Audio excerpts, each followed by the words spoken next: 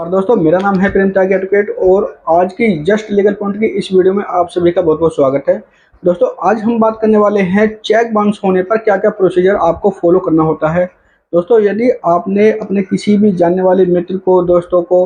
पड़ोसी को अथवा किसी बिजनेसमैन के द्वारा आपको चेक दिया हुआ है या आपका पैसा कहीं फंस गया है जिसकी एवज में आपको चेक मिला है, तो चेक मिलने पर आपको क्या क्या प्रोसीजर फॉलो करना होता है, आज की इस वीडियो में मैं आपको बताऊंगा। दोस्तों, यदि आपने अभी तक हमारा legal channel just legal point को सब्सक्राइब नहीं किया है तो कृपया करके आप हमारे इस चैनल को सब्सक्राइब करिए और ऐसी ही कानूनी जानकारी प्राप्त करते रहिए। दोस्तों, सबसे पहले मैं आपको बताना चाहता हूं कि चेक पर जो भी डेट मेंशन होती है उस मेंशन डेट के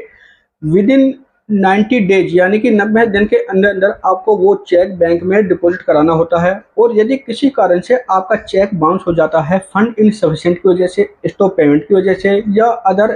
कोई भी रीजन हो उसकी वजह से अगर आपका चेक बाउंस हो जाता है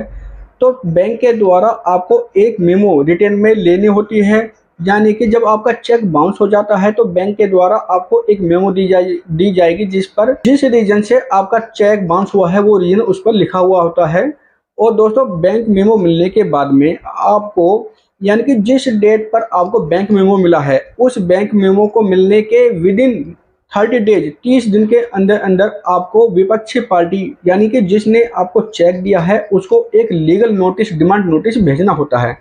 और दोस्तों, उस डिमांड नोटिस में वो सभी बातें लिखनी होती है कि आपको चेक क्यों दिया गया, यानी कि विपक्षी पार्टी ने आपको चेक क्यों दिया, चेक किस रीजन से बाउंस हुआ। और उस डिमांड नोटिस में विपक्षी पार्टी को आप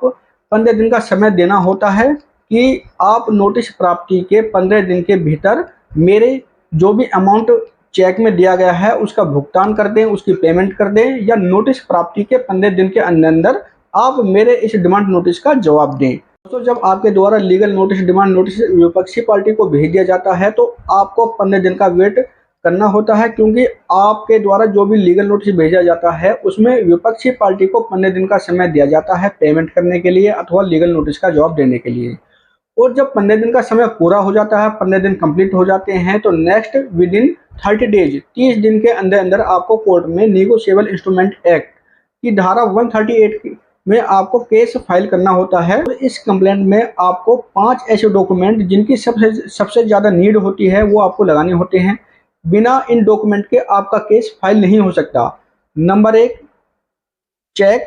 number 2 bank memo, number 3 notice, number 4 post office की स्लिप, जो पोस्ट ऑफिस के द्वारा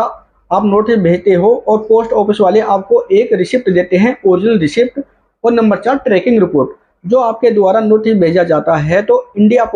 पोस्ट